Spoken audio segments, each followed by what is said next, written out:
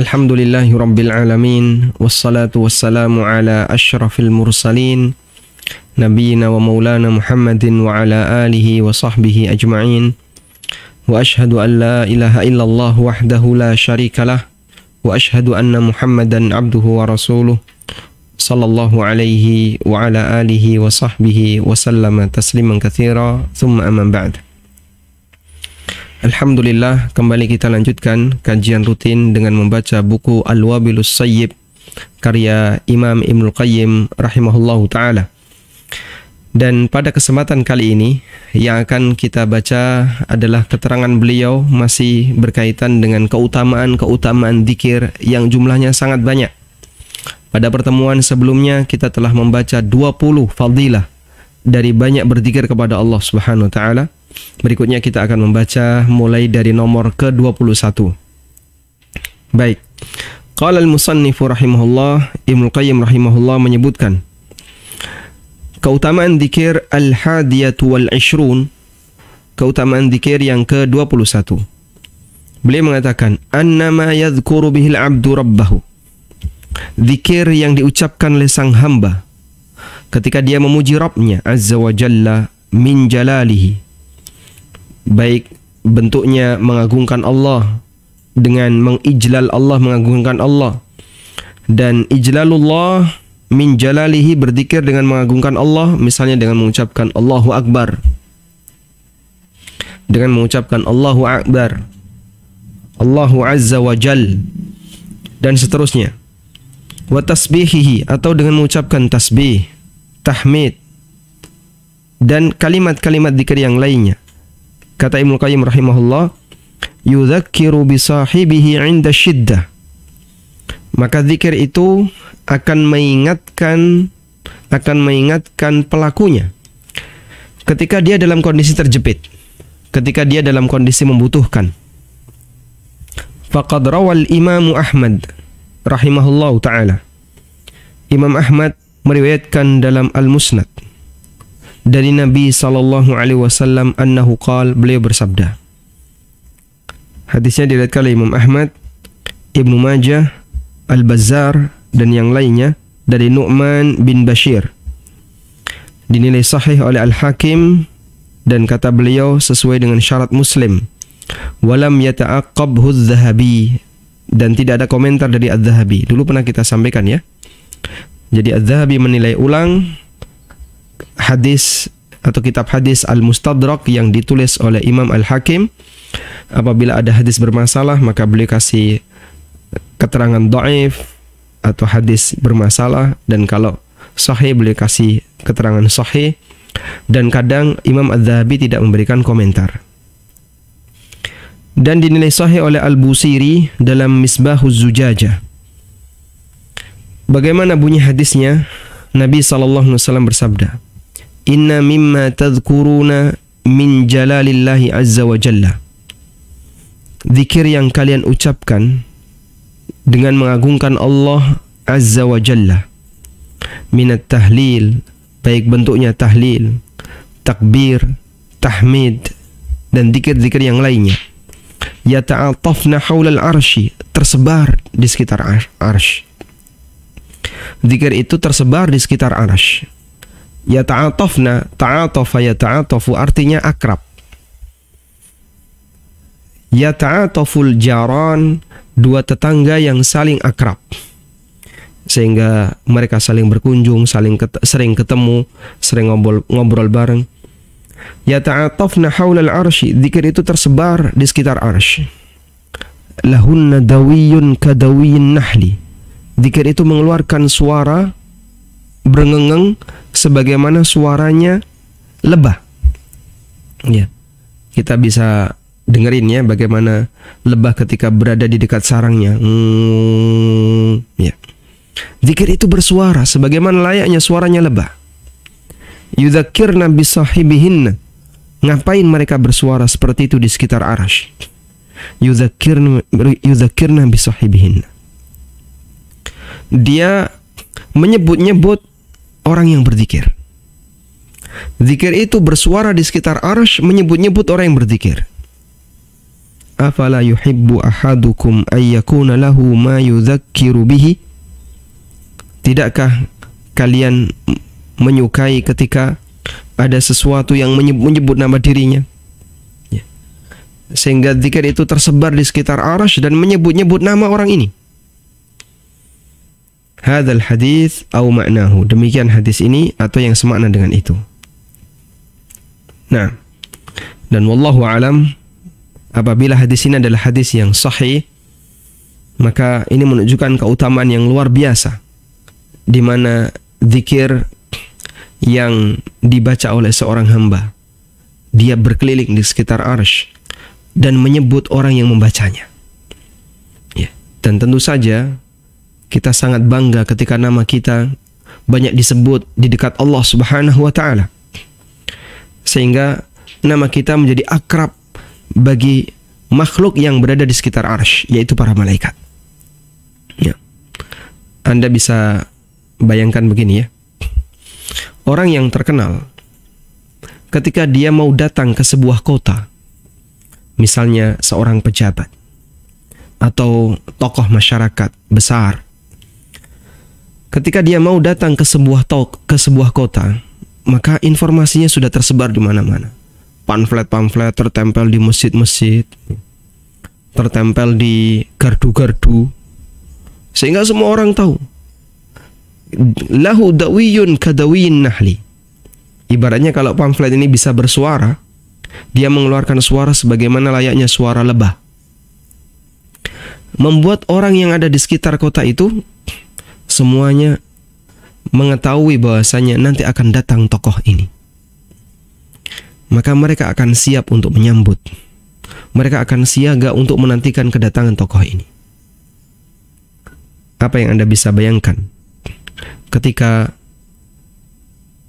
yang menyambut suara kita adalah para malaikat yang berada di dekat arsy, berada di dekat Ar-Rahman Azza wa Jalla. Sehingga ini menunjukkan keutamaan yang luar biasa dari zikir yang dibaca oleh seorang hamba. Kemudian keutamaan yang berikutnya, ats-tsaniyah wal 'ishrun, keutamaan yang ke-22. Sebagai konsekuensi dari yang pertama, ketika seorang hamba idza ta'arrafa ila Allah, pada saat dia mendekat memperkenalkan dirinya kepada Allah dengan banyak berzikir, bizikrihi fir raha, dia banyak berzikir di posisi waktu luang, dia banyak berzikir pada saat dia dalam kondisi longgar, nggak punya masalah, tidak ada kendala apapun dalam hidupnya, dia banyak berzikir. Ta'arrafa ilallahi fir raha, dia banyak menyebut nama Allah dalam posisi ketika dia longgar. Arafahu fi syiddah, maka Allah akan mengenalnya ketika dia dalam kondisi sulit. Dan ini sebagaimana disebutkan dalam hadis yang sahih, Nabi SAW pernah bersabda, ta'arraf ilallahi fir rakhai ya'rifka fi syiddah. Kenalkan dirimu kepada Allah fir rakha, di saat kau dalam kondisi longgar, ketika kau tidak punya masalah, ketika hidupmu nyaman, ketika kamu dalam kondisi sehat, ketika kamu tidak punya utang, ketika kamu tidak punya masalah. Ta'arraf ilallahi fir rakha, dekatkan dirimu kepada Allah di saat kau tidak punya masalah. Ya'rifka fi syiddah, maka Allah akan mengenalimu di saat kau dalam kesulitan. Disebutkan dalam sebuah athar yang kurang lebih maknanya ma'nahu, Ibnu Qayyim tidak menyebutkan redaksi yang sesuai dengan athar itu, tapi beliau menyebutkan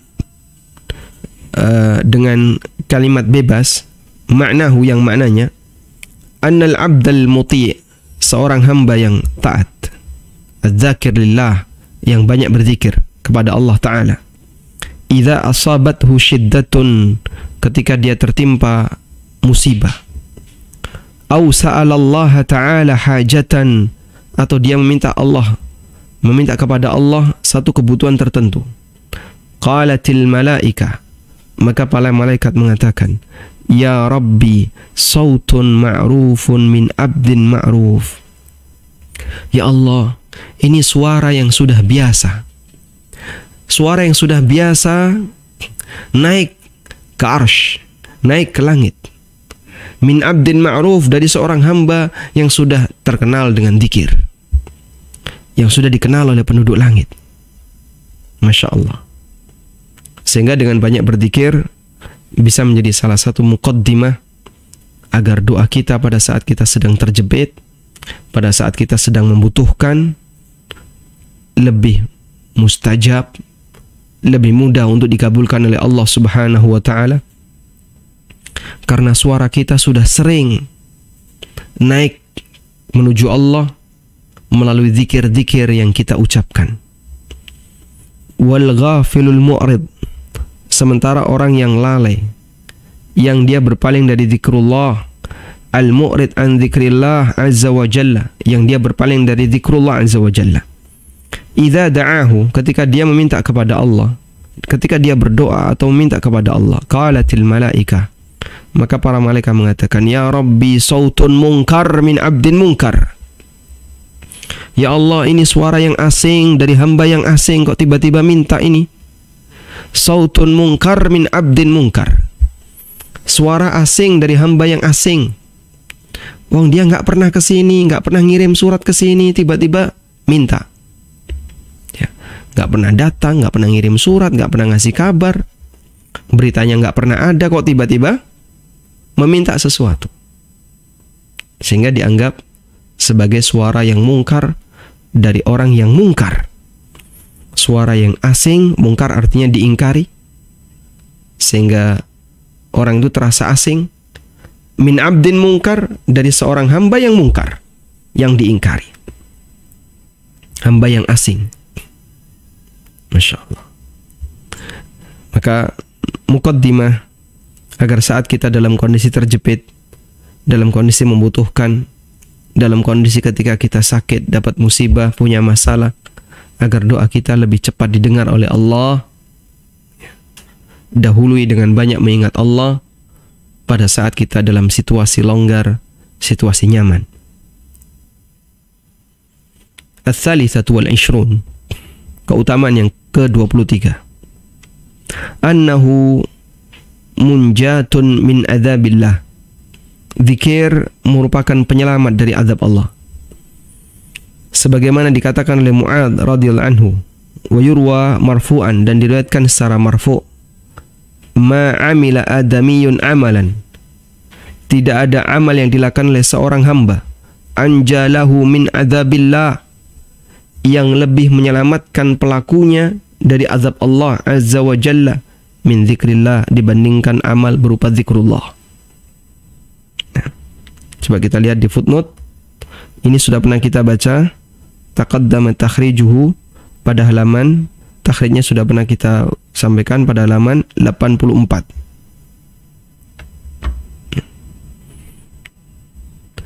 Tayyib, selanjutnya ar-rabi'atu wal 'ishrun, keutamaan yang ke-24. Annahu sababu nuzulis sakinah wa ghishyanir rahmah wa khufufil malaikati bidzakir kama akhbara bihin nabi sallallahu alaihi wasallam. Zikir merupakan sebab turunnya sakinah, turunnya ketenangan. Wa ghishyanur rahmah, diliputi oleh rahmat. Kemudian khufufil malaika, kemudian dikelilingi oleh para malaikat. Bagi orang yang berzikir, sebagaimana yang disampaikan Nabi sallallahu alaihi wasallam dalam hadis yang sahih, majtama'a qaumun fi baitin min buyutillah yatluna kitaballah wa yatadarasunahu bainahum illa nazalat alaihimus sakinah wa ghashiyatuhumur rahmah. Apabila ada sekelompok orang yang berkumpul di salah satu rumah Allah, maksudnya di masjid, ya, kemudian mereka membaca Al-Quran, yang satu membaca Al-Quran, wa yatadarasunahu bainahum, yang satu menyimak, saling mempelajari, maka illa nazalat alaihimus sakinah, akan turun ketenangan. Wa ghashiyatuhumur rahmah, dan mereka diliputi dengan rahmat. Wa haffathumul malaika, mereka dikelilingi oleh malaikat. Wa dzakarahumullahu fi man indah, dan Allah akan banyak menyebut-nyebut mereka di hadapan makhluk yang berada di sisinya. Al-khamisatu wal ishrun, keutamaan yang ke-25. Annahu sababu ishtighalil lisan anil ghibati wan namimah. Dengan banyak berzikir akan menyebabkan orang itu lisannya tersibukkan sehingga tidak sempat ghibah, tidak sempat namimah. Bahasa lainnya, dengan banyak berzikir akan menyebabkan sang hamba lebih fokus untuk melakukan amal yang bermanfaat dengan lisannya, dan dia teralihkan dengan praktek amal yang tidak bermanfaat dengan lisannya. Wal kadhib wal fuhsh, sehingga dia tidak sempat untuk bergibah, untuk namimah, untuk berdusta, mengucapkan kalimat fahisyah, mengucapkan kalimat batil. Fa innal abda la budda min ayatakallam, karena setiap manusia pasti akan bicara. Fa illam yatakallam bi dzikrillah, kalau dia tidak bicara dengan, dia tidak menggunakan lisannya untuk berzikir kepada Allah, wa dzikri awamirihi, atau dia berbicara tentang perintah-perintah Allah, tentang urusan Allah, maksudnya syariat Allah, takallama bihadhil muharramat, maka dia akan berbicara terkait hal-hal yang haram ini, au bi ba'diha, atau sebagian hal yang haram. Fala sabila ila salamati minha albattah illa bi dzikrillah, dan tidak ada jalan untuk bisa selamat dari hal itu kecuali dengan zikrullah. Baik, karena nggak ada yang nganggur. Ketika nganggur, batin manusia ini lebih berbahaya. Tapi kalau orang itu sibuk, kesibukan ada dua kemungkinan. Sibuk isinya maksiat dengan mengucapkan kalimat-kalimat ghibah, ngobrol namimah, ngobrol yang nggak ada artinya. Atau kesibukan yang kedua adalah yang isinya pahala, yaitu dengan melakukan zikrullah. Wal musyahadatu wat tajrubatu syahidani bidzalika, dan bukti bisa menjadi saksi akan hal itu. Faman awwada lisanahu, siapa yang membiasakan lisannya untuk melakukan zikrullah, sanallahu lisanahu anil batili wal lagwi, Allah akan lindungi lisannya dari ucapan-ucapan yang batil dan ucapan-ucapan lagun, ucapan yang sia-sia. Makanya orang yang banyak berzikir jarang, umumnya ya, jarang ghibah. Orang yang banyak berzikir dan dia ikhlas itu bukan tipe orang yang senang ngobrol, sehingga dia jarang ghibah, dia selalu sadar ketika ghibah itu dia sadar. Kadang begini ya, kita ghibah dan kita nggak sadar, itu banyak sekali, sering sekali. Ya, kadang sama suaminya ghibah, temennya ghibah, tetangganya ghibah siapa ya. Kalau sama temennya ghibah temennya yang lain. Dan seusai ghibah kita nggak merasa kalau kita sedang ghibah, kalau kita sudah melakukan ghibah, sehingga kita nggak sadar kalau kita berbuat dosa. Waman yabisa lisanuhu an dzikrillahi ta'ala tarattaba bi kulli batilin wa lagwin wa fuhshin. Tapi siapa yang lisannya kering dari zikrullah, maka Allah akan basahi lisannya dengan berbagai kebatilan, ucapan-ucapan lagwun sia-sia, wa fuhshin, ucapan-ucapan fahisha, ngomong jorok, wala haula wala quwata illa billah. Nah, kemudian keutamaan berikutnya, as-sadisatu wal ishrun, yang ke-26. Anna majalis dzikri majalisul malaika. Majelis zikir itu majelisnya malaikat. Majelis ghibah majelis bangkai, majelis zikir majelisnya malaikat. Ghibah itu sendirian bisa nggak? Nggak bisa. Sehingga ghibah pasti ada majelisnya, majelis ghibah, bareng-bareng beberapa orang. Maka majelis zikir adalah majlis yang disukai oleh malaikat. Majlis ghibah adalah majlis yang disukai oleh setan. Wa majalisul lagwi wal ghaflah majalisus syayatin. Sedangkan majlis al-lagw wal ghaflah, majlis yang isinya lalai, ya.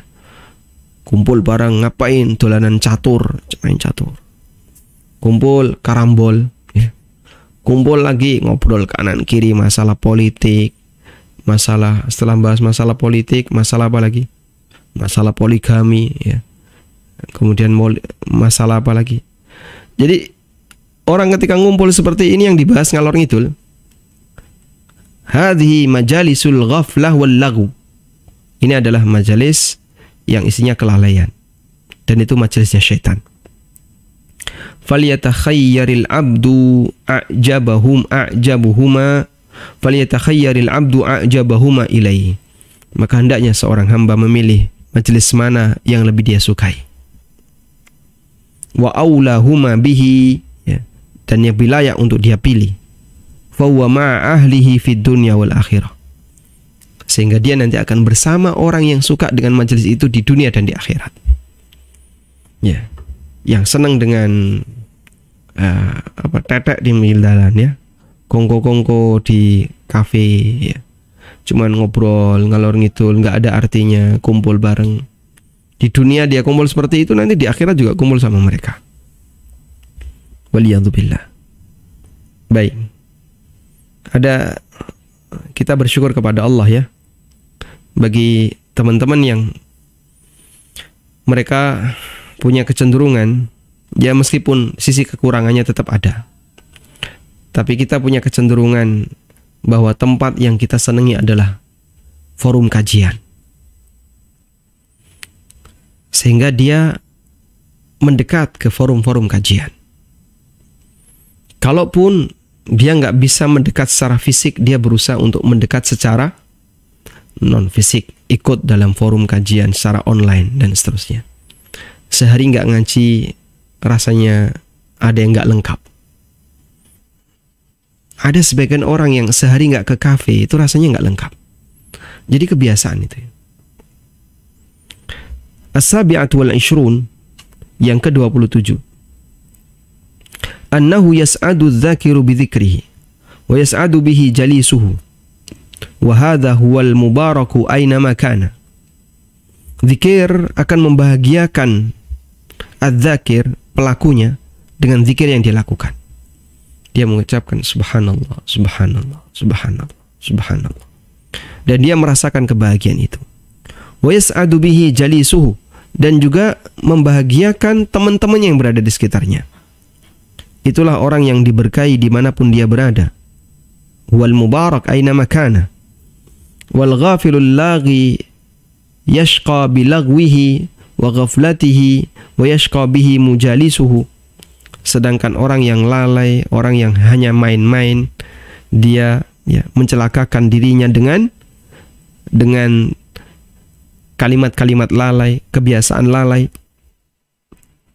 Isinya cuma main-main. Sehingga kumpul sama teman-temannya, dia ngajak teman-temannya untuk melakukan tindakan yang nggak baik. Wa yashqa bihi mujalisuhu, sehingga teman-temannya juga mendapatkan dampak buruknya. Ngapain kumpul bareng? Game online, ya. Semuanya megang HP, terus mereka serius fokus. Ternyata nge-game online, dan ini sama yang sebelahnya nyambung. Kan ada ya kayak gitu, ya. Yang dipegang A dengan yang dipegang B nyambung, dan mereka fokus. Masya Allah.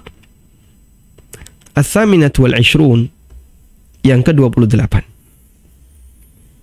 Annahu yu'amminul abda minal hasarah yaumal qiyamah.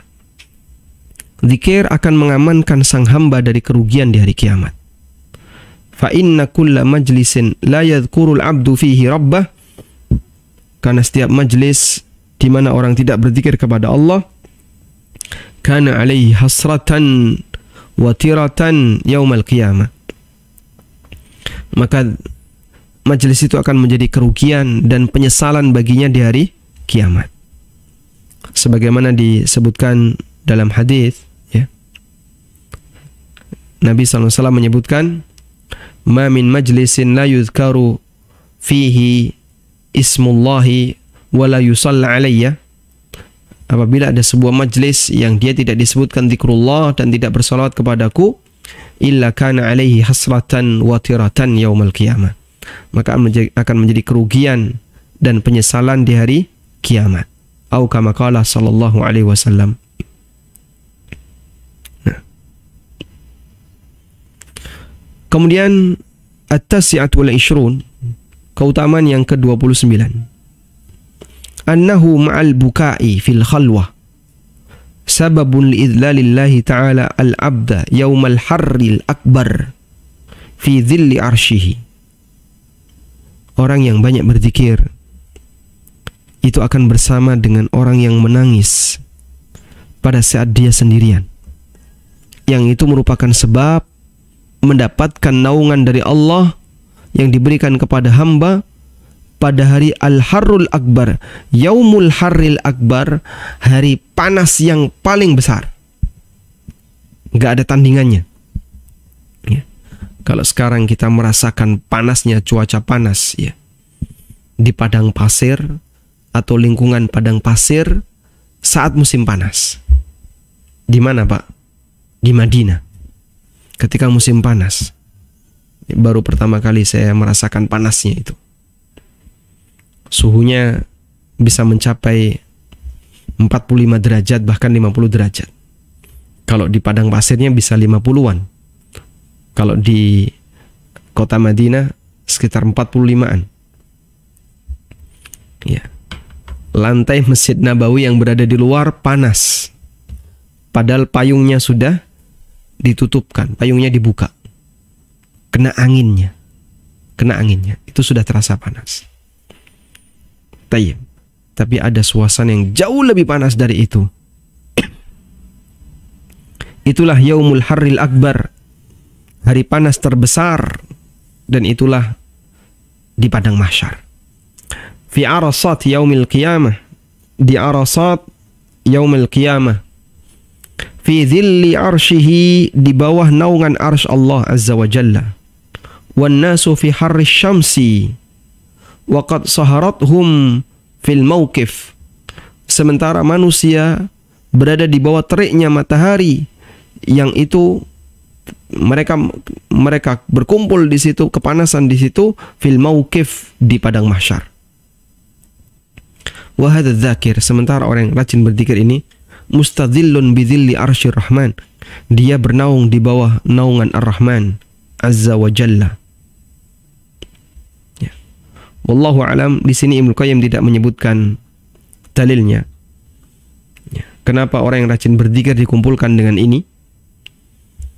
Karena kalau kita perhatikan dalilnya adalah hadis Nabi SAW riwayat Bukhari Muslim. Sab'atun yudhilluhumullahu fi dhillihi yawma la dhilla illa dhilluh. 7 orang yang akan dinaungi oleh Allah di bawah naungannya pada hari di mana tidak ada naungan kecuali naungan Allah. Ya, kemudian Nabi SAW menyebutkan imamun adil dan seterusnya.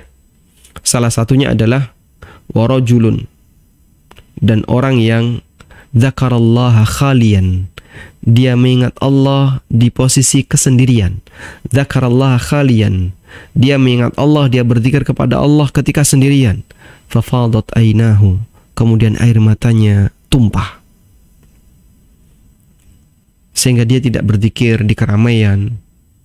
Dia bukan tipe orang yang nangis ketika diajak nangis, ya. Tapi dia nangis di posisi kesendirian, mengingat Allah Subhanahu wa ta'ala, lalu dia nangis. Dan hadis ini menunjukkan keutamaan berzikir kepada Allah di posisi sendirian, dan tidak menyebutkan waktunya.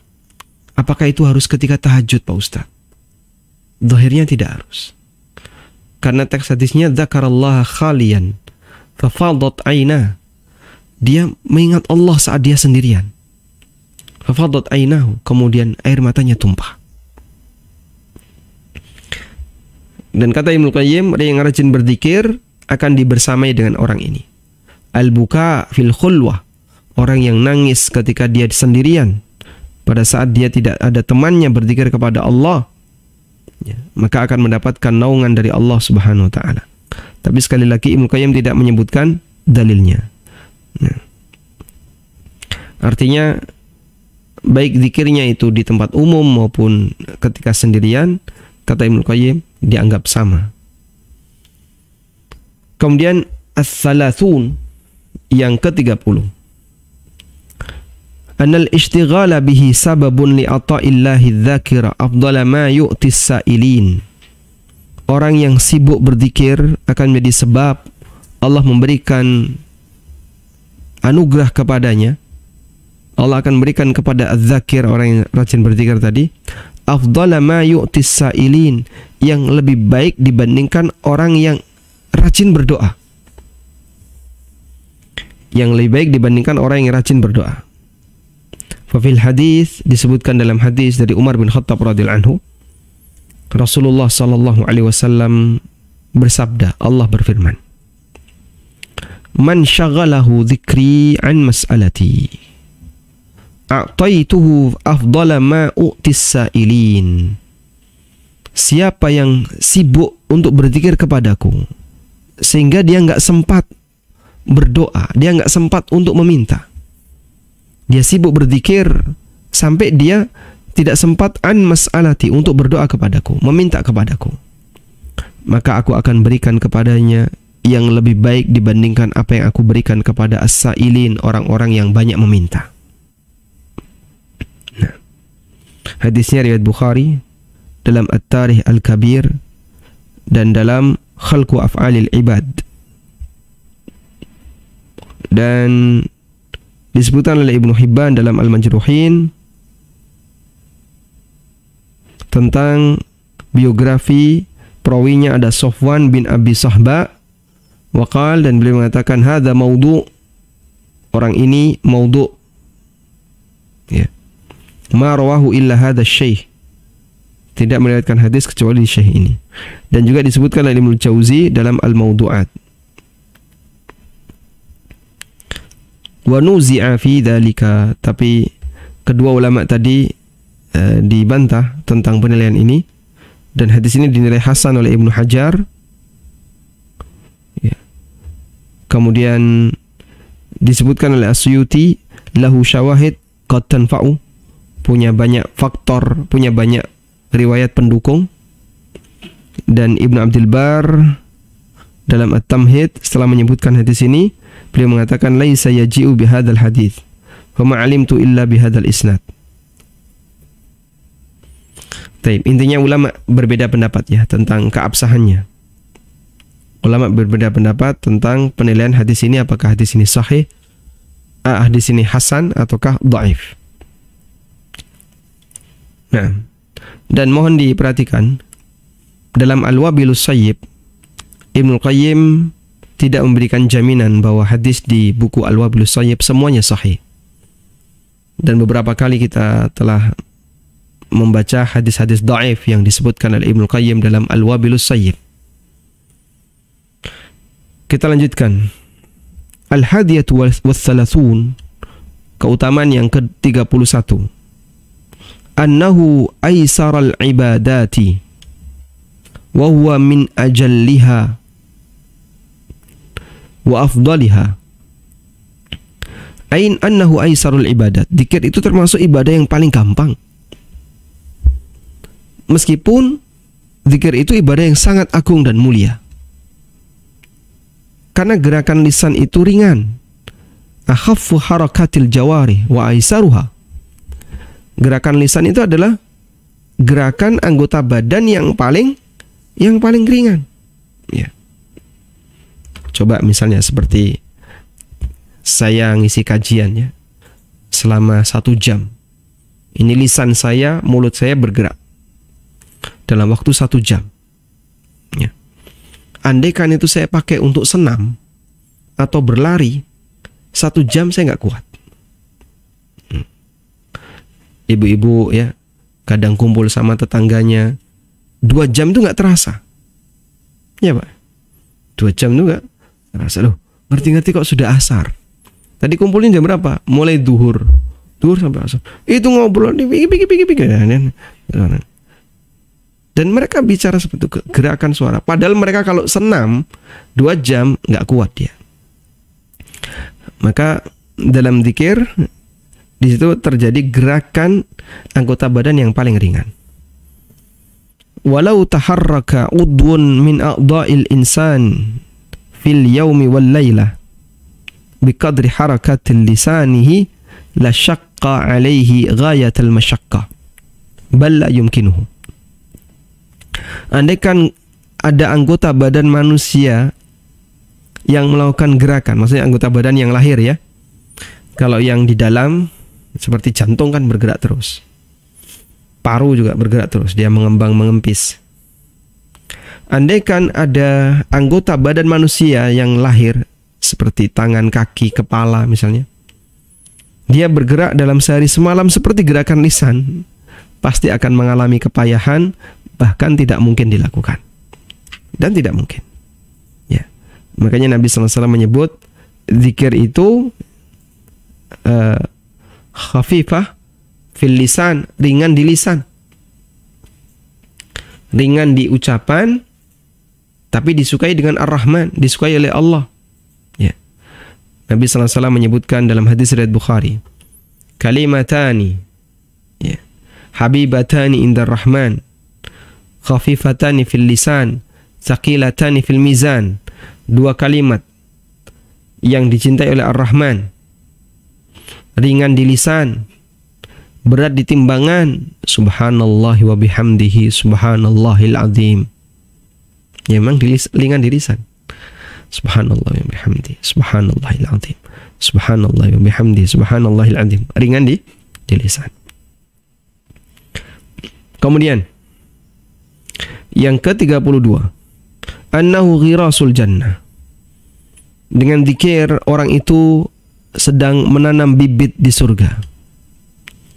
Diriwayatkan oleh At-Tirmidzi dalam jami'-nya. Jami' Tirmidzi ya, Sunan Tirmidzi itu.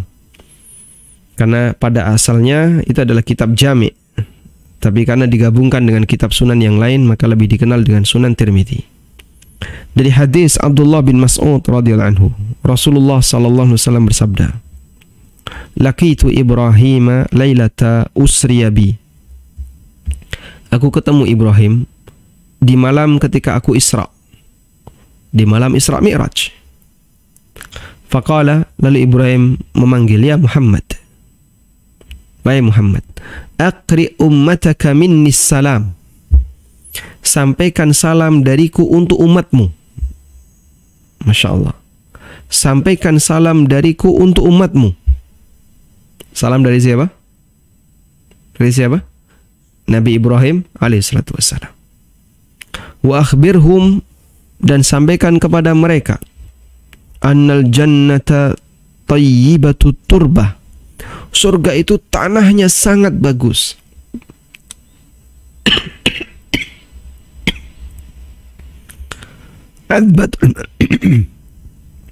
Adbatul ma, airnya segar, airnya jernih segar.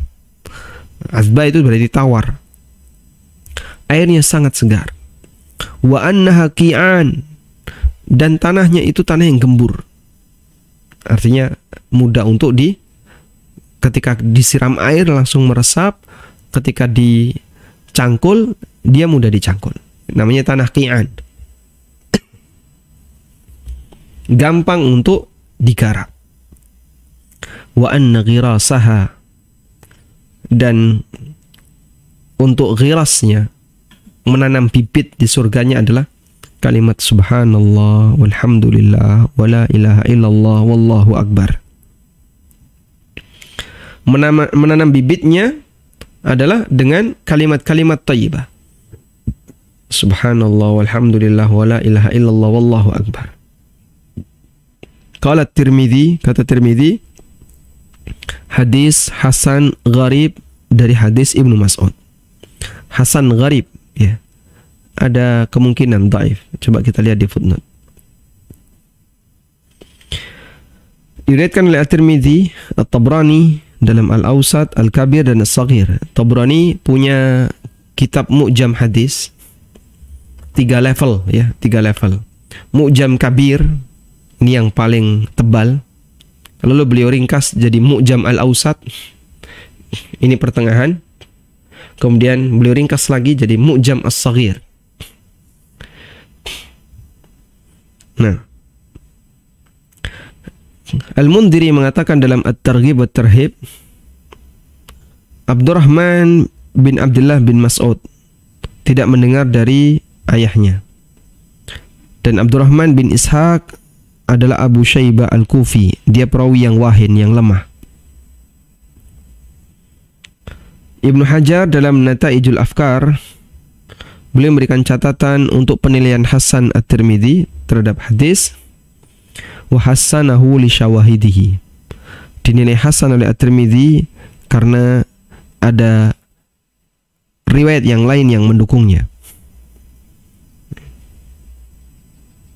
Dan dinilai oleh Abu Hatim dan Abu Zur'ah Ar-Razi sebagai hadis mursal, sehingga dinilai sebagai hadis dhaif.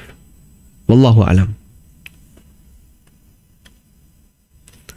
Dan dalam riwayat At-Tirmidzi yang lainnya dari Abu Zubair dari Jabir bin Abdullah radhiyallahu anhuma dari Nabi sallallahu alaihi wasallam, beliau bersabda, "Man qala subhanallahi wa bihamdi ghurisat lahu nakhlatun fil jannah."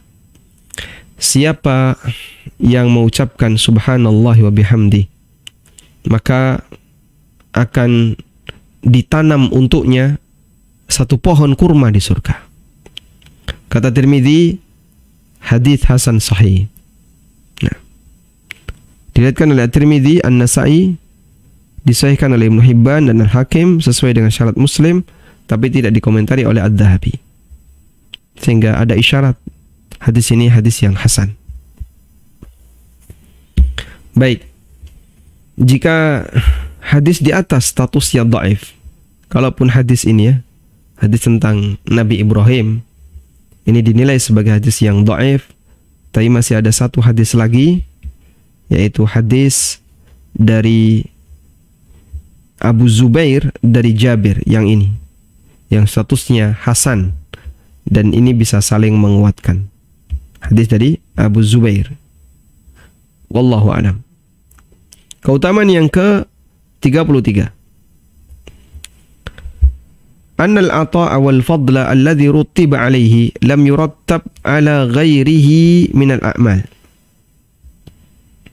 Bahwa pemberian dan karunia, al-ata' wal fadl, bahwa anugerah alladhi rutiba alaihi, yang didapatkan ya dari amal tertentu, lam yurattab ala ghairihi, maka tidak melebar ke yang lain, tidak melebar ke amal yang lain. Tayyib. Disebutkan dalam hadis riwayat Bukhari Muslim dari Abu Hurairah radhiyallahu anhu, Rasulullah sallallahu alaihi wasallam bersabda,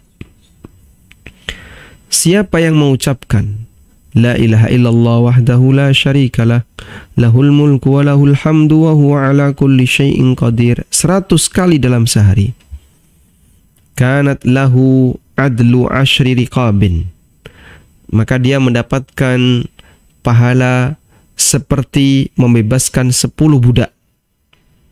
Wa kutibat lahu 100 hasanatin, dicatat untuknya 100 pahala. Wa muhiyat anhu 100 sayyi'ah, dihapuskan darinya 100 dosa. Wa kanat lahu hirzan minasyaitani yaumahu, dan dia mendapatkan pelindungan dari setan pada hari itu. Dzalika hatta yumsi, pada hari itu sampai sore.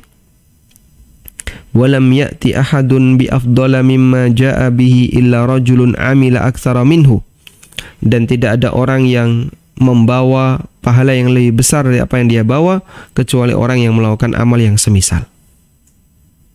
Masya Allah. Wa man qala, dan siapa yang membaca subhanallah wa bihamdi dalam sehari 100 kali, khuttat khatayahu wa in kanat mithla zabadil bahri, maka dosa-dosanya akan dihapus meskipun sebanyak buih di lautan. Hadis yang kedua ini beda riwayat dengan hadis yang pertama. Kalau yang pertama ini diriwayatkan oleh Bukhari Muslim. Ini kita pisahkan. Yang pertama diriwayatkan oleh Bukhari Muslim. Nah, hadis yang kedua, membaca subhanallah wa bihamdi 100 kali dalam sehari, dosa-dosanya dihapuskan meskipun sebanyak buih di lautan. Ini juga diriwayatkan oleh Bukhari dan Muslim. Wa fi sahihi Muslim, dan dalam sahih Muslim dari Abu Hurairah radhiyallahu anhu, Nabi sallallahu alaihi wasallam pernah bersabda, "Li an aqula subhanallahi walhamdulillah wa la ilaha illallah wallahu akbar." Aku mengucapkan kalimat subhanallah alhamdulillah wa la ilaha illallah wallahu akbar, ahabbu ilayya mimma tala'at alaihi syamsu, lebih aku cintai dibandingkan terbit matahari. Artinya itu lebih aku cintai dibandingkan datangnya hari. Yang datangnya hari ketika matahari terbit itu meliputi dunia seisinya. Sehingga bahasa lainnya, mengucapkan subhanallah wa bihamd walhamdulillah wa la ilaha illallah wallahu akbar lebih beliau cintai daripada dunia seisinya. Wa fit Tirmidzi, dan dalam riwayat Tirmidzi,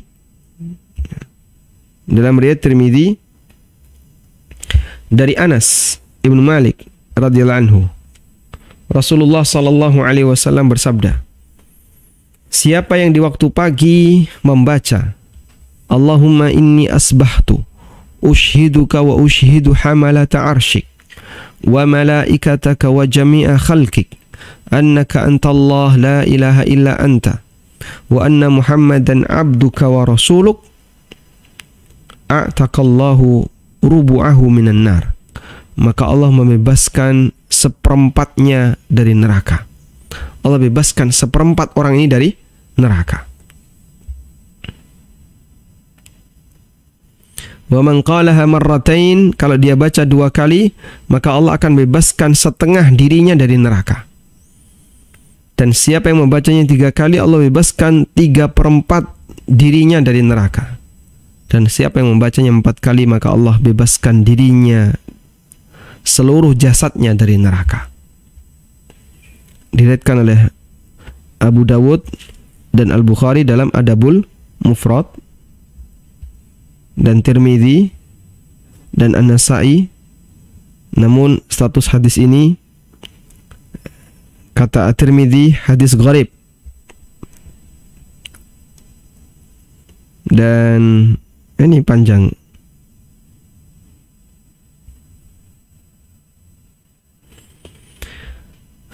Dan waqala al-musannif, dan Ibnu Qayyim dalam Zadul Ma'ad menilai hadis ini hasan,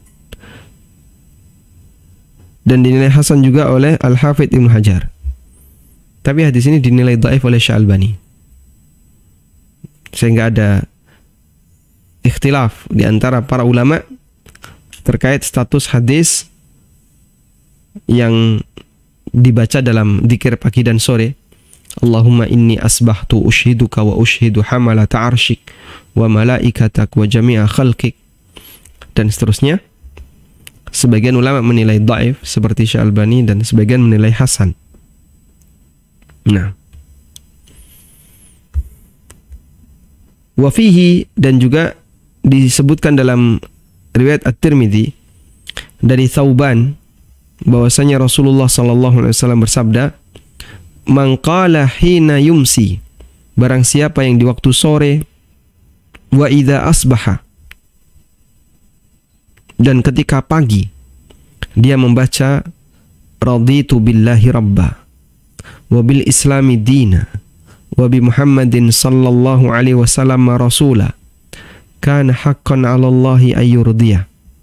Siapa yang setiap pagi dan sore membaca raditu billahi rabba wa bil islami dina wa bi Muhammadin sallallahu alaihi wasallam rasula, maka sudah selayaknya Allah meridainya. Kana haqqan 'ala Allahi ayyurdiyah, maka Allah akan meridainya. Hadisnya diriwayatkan oleh At-Tirmidzi, At-Tabrani. Kata Tirmidzi hasan gharib, dinilai hasan oleh Ibnu Hajar, tapi dinilai oleh Adz-Dzahabi hadis gharib.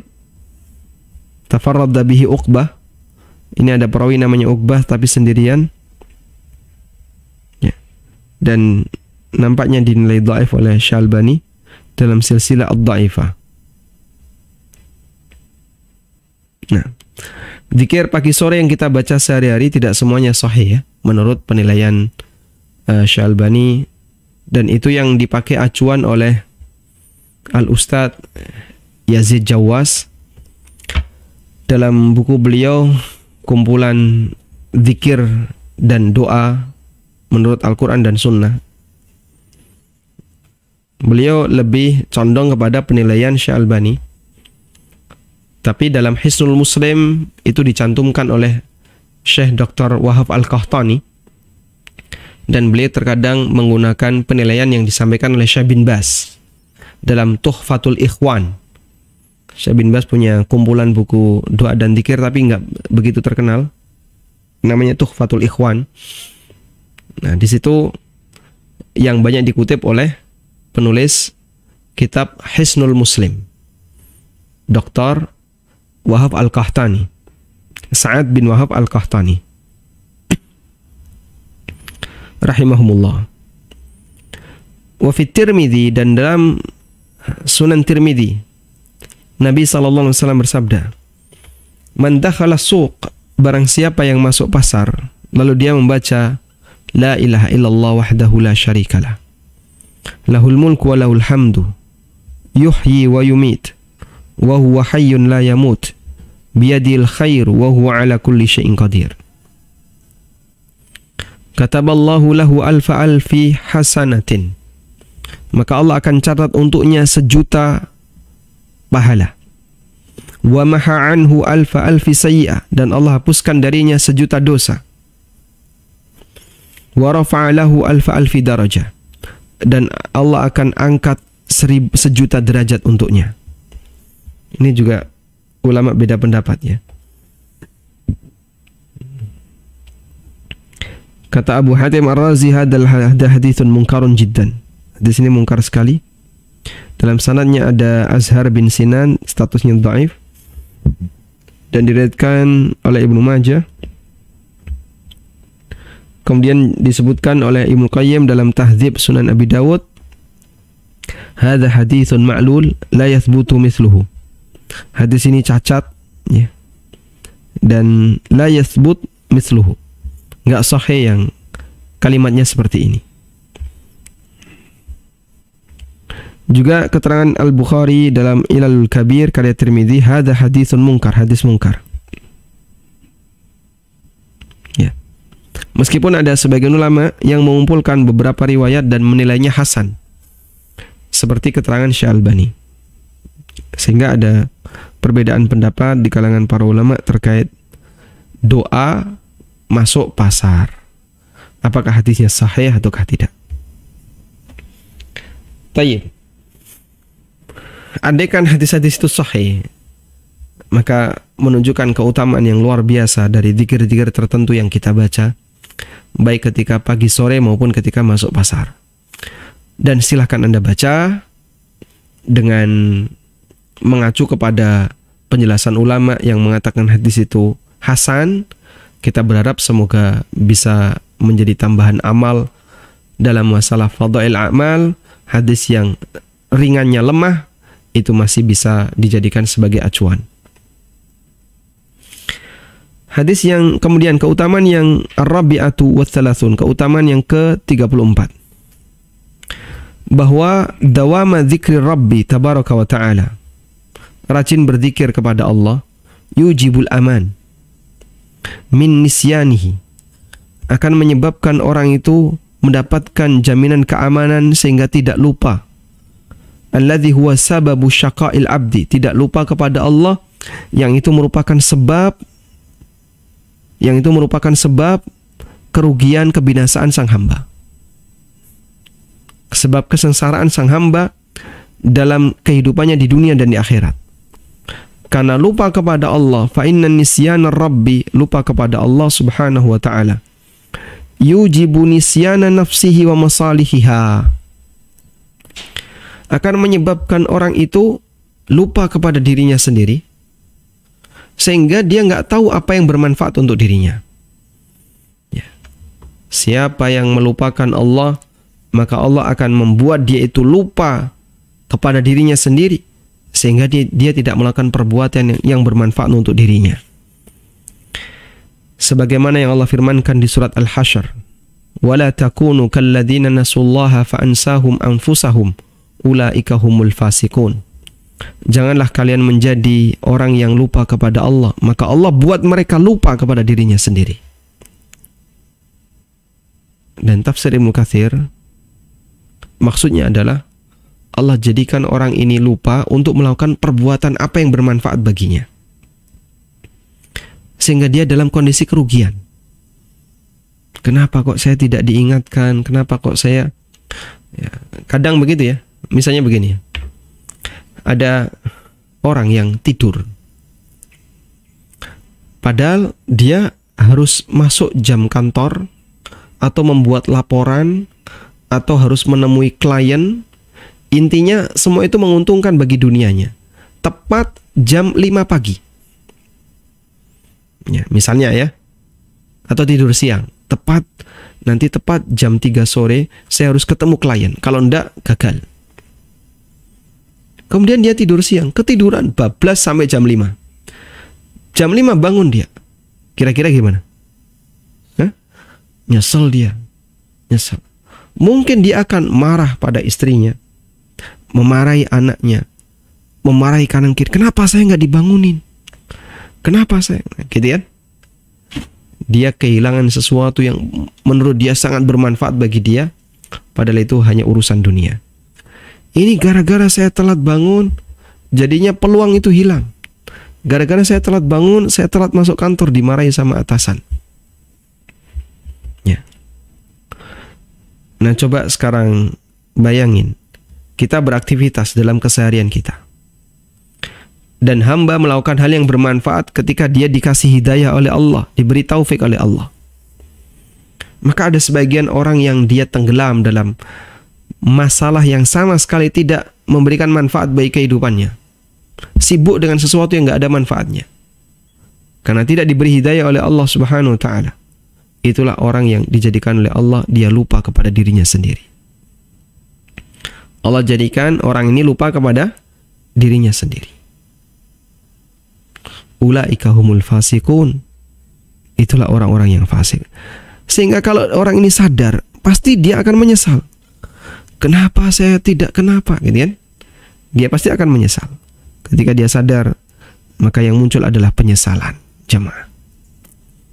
Makanya jadilah hamba yang berusaha untuk dekat, ingat kepada Allah, dekat dengan Allah, karena dengan itu semoga Allah Subhanahu wa taala tidak menjadikan kita lupa kepada diri kita.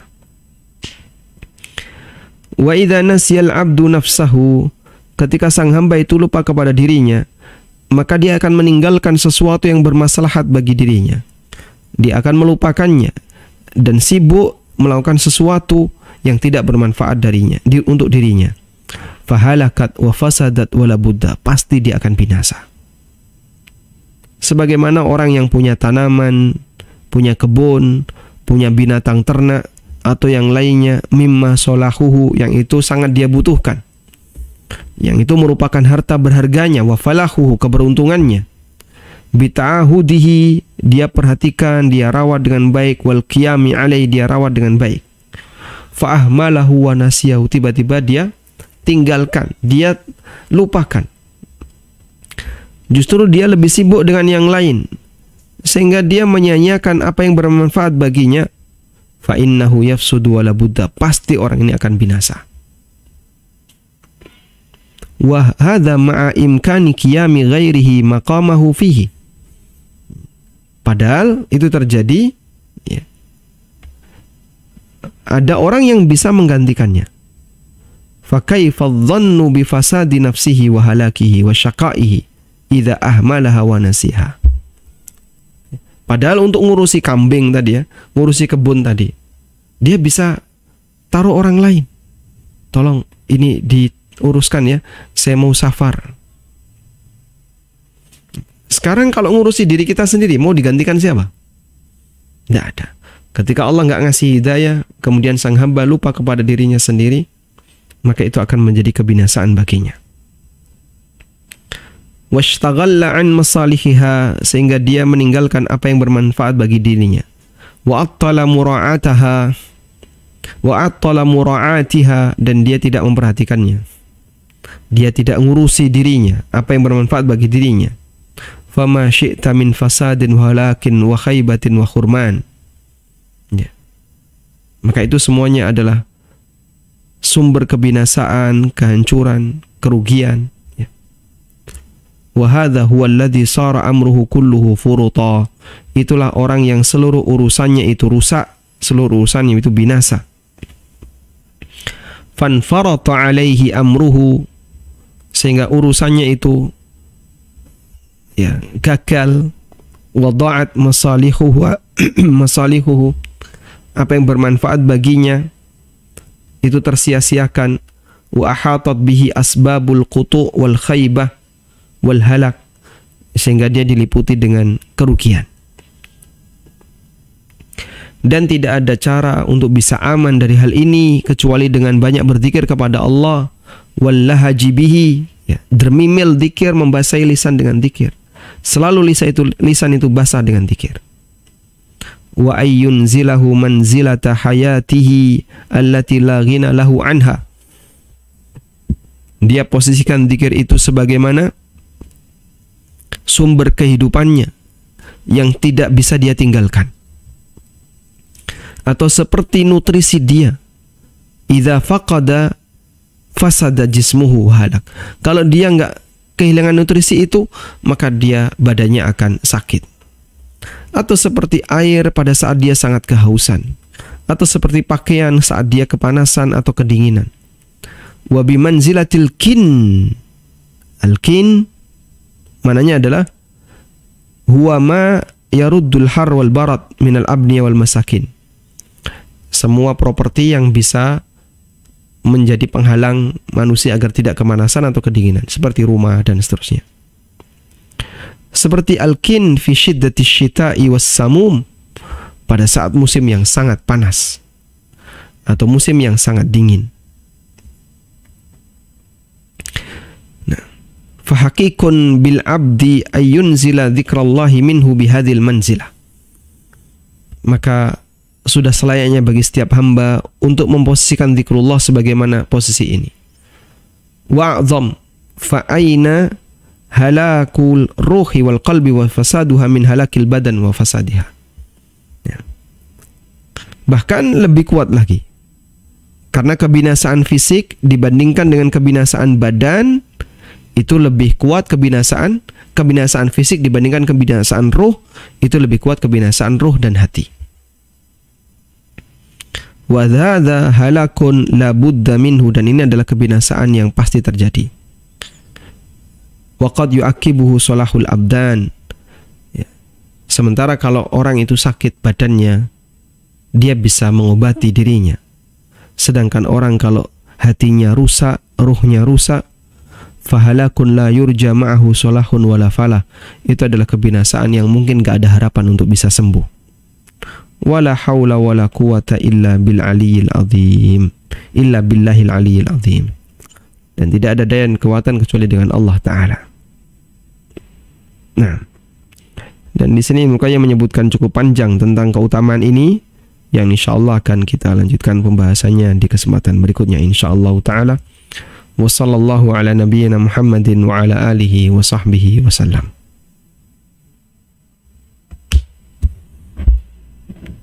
Bismillah.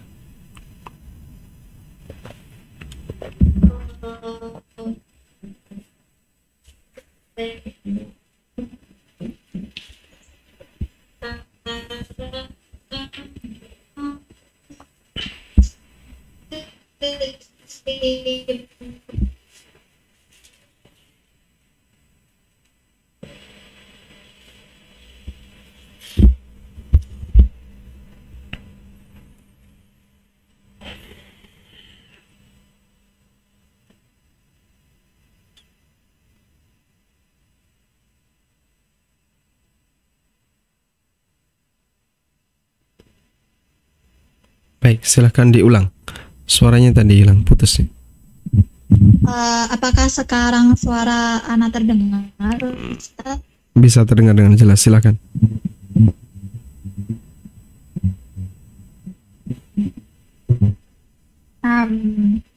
Ya, pertanyaan pertama, pertanyaannya datang dari Australia.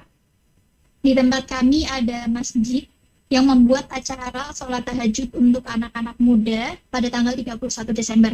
Ada juga organisasi lain yang membuat acara kumpul-kumpul untuk remaja perempuan atau olahraga untuk remaja laki-laki, tetapi beda tempat.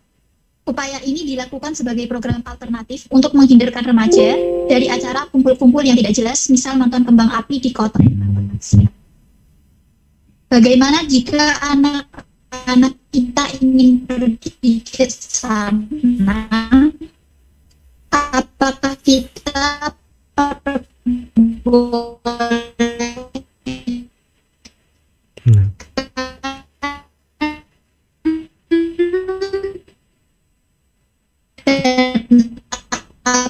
apakah termasuk merayakan tahun baru yang diperbolehkan? Jazakumullahu khairan, Ustaz. Baik. Wallahu alam, yang kami pahami begini ya. Jadi pertama kita sepakat bahwa tahun baru Masehi di sini sama sekali tidak ada hubungannya dengan syariat Islam dan bahkan lebih dekat kepada perayaan orang kafir. Sehingga bagi kaum muslimin keberadaan tahun baru seperti ini ya sama saja sebagaimana hari yang lain. Sekarang tanggal berapa? 29 dengan 30. Kita misalnya sekarang di tanggal 29. Malam tanggal 30. Ada apa di malam ini? Ya tidak ada apa-apa, biasa saja, kita beraktivitas biasa, normal seperti biasa. Nggak ada perasaan istimewa, nggak ada sesuatu yang istimewa, nggak ada, biasa saja. Maka sikapi tahun baru, baik tahun baru Masehi maupun tahun baru Hijriah, sebagaimana perasaan itu. Nggak ada sesuatu yang istimewa. Biasa saja, nggak ada bedanya antara malam Kamis ini dengan malam tahun baru malam apa? Malam Ahad. Ya, malam Ahad, betul. Malam Ahad besok. Ya biasa saja. Ya cuman malam Ahad libur gitu aja. Malam Sabtu, ya, malam Sabtu. Tidak ada hal yang perlu diistimewakan sehingga dibuat biasa saja. Cuman masalahnya bagi kaum muslimin yang mereka tidak paham dengan hal ini, kadang dia malah campur dengan non-muslim, turut merayakan perayaan tahun baru. Ya, misalnya datang ke alun-alun atau ke tempat-tempat wisata atau ke tempat manapun. Bahkan mereka ngeband, ya, semalam suntuk nggak tidur, dan aneka perayaan digelar. Yang kita sebenarnya nggak punya kepentingan dengan itu, cuman berpotensi remaja-remaja dan anak-anak bisa ke sana. Baik, karena itu, andaikan mereka bisa diarahkan, sudahlah, nggak usah ada acara apapun, di rumah aja seperti biasa, mau nonton TV atau nonton apa terserah, mau kajian lebih bagus. Bisa diarahkan seperti itu, alhamdulillah. Tapi masalahnya tidak semuanya bisa diarahkan demikian. Nah, ketika tidak bisa diarahkan demikian, bolehkah diadakan acara seperti yang tadi disebutkan dengan maksud dan tujuan dalam rangka untuk menghalangi sebagian orang yang nggak paham agar mereka tidak bergabung. Jika tujuannya seperti ini, wallahu alam, semoga tidak masalah.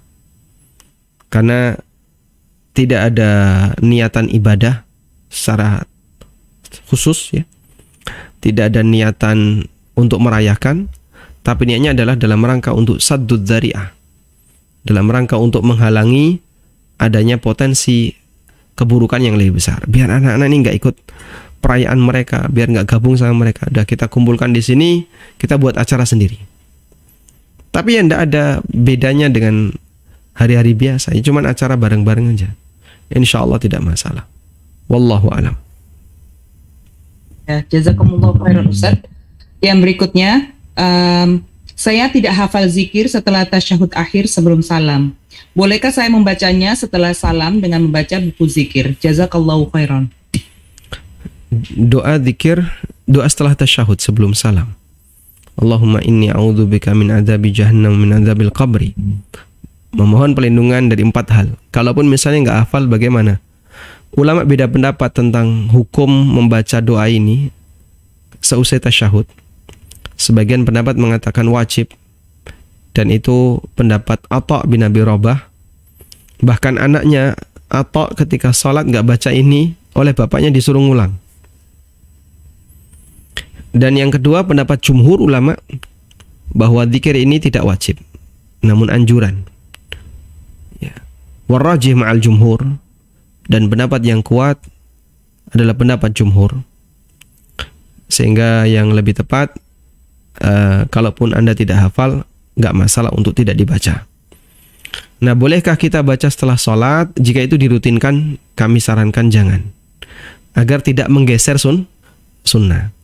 Namun jika maksud Anda adalah untuk menghafalkan dan waktunya bebas, mau setelah sholat atau pas waktu senggang Anda berusaha untuk menghafalkan, silahkan.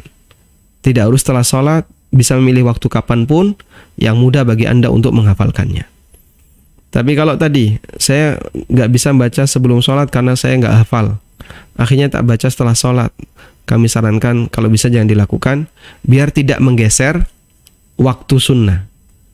Amalan ini dilakukan sebelum salam, bukan setelah salam. Wallahu a'lam. Ya, yang berikutnya, apakah diperbolehkan meruqyah dagangan dengan niat biar laris? Jazakallahu khairan.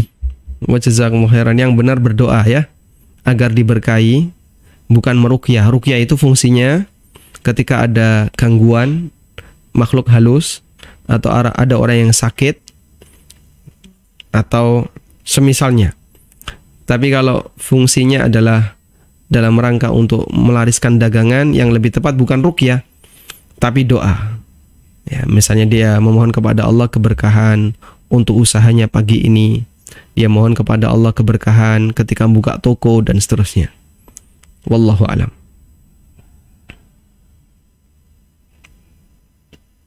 Ya, yang berikutnya, Ahsanallahu ilaikum Ustadz. Izin bertanya di luar tema, apakah anak zina yang telah dewasa dan tidak pernah dinafkahi semasa hidupnya perlu diberikan jatah dalam wasiat sang ayah? Jazakallahu khairan. Barakallahu fikum. Anak zina berarti dia tidak punya bapak ya, dan dia tidak pernah dinafkahi. Apakah perlu diberikan jatah wasiat? Kalau bapak, wasiat itu kan atas kerelaan pemilik harta, sehingga kalau bapak biologisnya mau melakukan seperti itu ya silahkan, dan dia berhak memberikan wasiat kepada anak zina ini ya, karena anak zina ini bukan ahli waris. Dan wasiat kepada selain ahli waris hukumnya boleh, seperti anak angkat, anak zina ya. Kalau ibunya dia dapat warisan, tapi kalau dari bapaknya dia nggak dapat, maka di posisi ini dia berhak untuk dapat wasiat, tapi wasiat itu atas kerelaan orang tua, atas kerelaan pemilik, bukan disetting sama penerima wasiat ya, kecuali kalau dia minta kepada bapak biologis, kalau bisa bapak juga ngasih saya ya senilai sekian, tolong tuliskan dalam wasiat. Kok dikabulkan, lalu tanda tangan, sah sebagai wasiat. Wallahu a'lam. Izin bertanya, saya tinggal di negara minoritas. Saya mengikuti majelis ilmu, ajarannya bukan sunnah. Di sini saya belum menemukan ajaran sunnah, hanya ada online yang ustadznya ada di Indonesia. Yang ingin saya tanyakan, apakah boleh saya bergabung mengikutinya walaupun kadang banyak ajarannya yang bid'ah? Saya merasa seandainya saya tidak bergabung dengan mereka, karena di sini minoritas, khawatir kalau terjadi apa-apa, misalnya saya meninggal, tidak ada yang mengurus. Bolehkah saya berpikir seperti itu Ustadz, dan bagaimana solusinya? Jazakallahu khairan. Wa jazakumullahu khairan. Memang kadang di posisi tertentu Anda tetap bergabung bersama kaum muslimin, meskipun mereka ada ya sedikit penyimpangan, namun Anda butuh kebersamaan dengan kaum muslimin. Dan di beberapa negara minoritas, saya perhatikan secara umum mereka belum begitu kelihatan ketegangannya. Beda antara satu manhaj dengan manhaj yang lain ya. Beda kalau di Indonesia kan. Di Indonesia antara A dengan B kalau sudah beda manhaj, wah itu sudah tegangnya, jauhnya sudah seperti antara timur dan barat. Tapi kalau di negara minoritas, karena ikatan batinnya lebih kuat, mereka minoritas plus pendatang, jumlahnya sedikit, karena dari Indonesia terbatas misalnya. Walaupun ada orang luar negeri Muslim yang gabung juga sedikit, biasanya ikatan batinnya lebih kuat. Silakan Anda bergabung untuk kegiatan-kegiatan mubah yang mereka selenggarakan. Dan kalaupun ada praktek amalan yang nggak sesuai syariat, ya Anda tidak perlu ikut ya. Tapi untuk hal-hal yang mubah, kegiatan mubah kayak bazar misalnya, atau misalnya family gathering yang sifatnya umum, silakan Anda bergabung dalam rangka untuk tetap menguatkan hubungan antar sesama Muslim. Wallahu a'lam. Ya, yang berikutnya dalam surat Ar-Ra'd ayat 28, yaitu orang-orang yang beriman dan hati mereka menjadi tentram dengan mengingat Allah. Ingatlah, hanya dengan mengingati Allah lah hati menjadi tentram. Bagaimana kiat-kiat agar hati menjadi tentram, Ustaz? Jazakallahu khairan. Ya, sebagaimana yang dinyatakan dalam ayat, ala bidzikrillahi tatmainnul qulub. Bukankah dengan zikrullah hati seorang hamba akan menjadi tenang? Dan itu dilakukan dengan zikir yang sungguh-sungguh ya. Memperhatikan maknanya, memperhatikan kandungannya, bukan sebatas terucap di lisan, tapi juga diiringi dengan perenungan dalam batin. Kemudian ketenangan juga bisa kita dapatkan pada saat kita berdoa kepada Allah, sehingga Anda berdoa menyampaikan kebutuhan Anda. Apapun yang Anda merasa saya sangat butuh kepada anugerah Allah, karunia Allah, silahkan diminta. Dan itu bisa kita lakukan antara adzan dan iqamah, menunjukkan kalau kita adalah hamba yang fakir di hadapannya. Ketenangan juga bisa kita dapatkan saat kita membaca Al-Quran dan merenungi maknanya. Bagi yang bisa merenungi, ketenangan bisa kita dapatkan dengan membaca buku-buku ulama, kemudian juga membaca karya-karya mereka. Ketenangan bisa kita dapatkan ketika mendengarkan murattal. Ada banyak ketenangan yang bisa didapatkan oleh seorang muslim yang itu tidak dimiliki oleh non-muslim. Sehingga non-muslim ketika mau mencari ketenangan, apa yang mereka lakukan? Senam yoga. Itu yang masih muda. Sing wis tua, yang sudah tua, mereka apalagi kalau ditinggal sama keluarganya, anak-anaknya nggak ada yang mau ngurusi, paling ke taman, udah jalan-jalan, udah pulang, selesai. Itu non-muslim. Seorang muslim, Masya Allah, Allah anugerahkan anugerah batin yang luar biasa yang tidak dimiliki oleh non-muslim. Adalah ketenangan jiwa, ketenangan ketenangan hatinya ketika dia dekat dengan Allah Subhanahu wa taala. Nah, ya.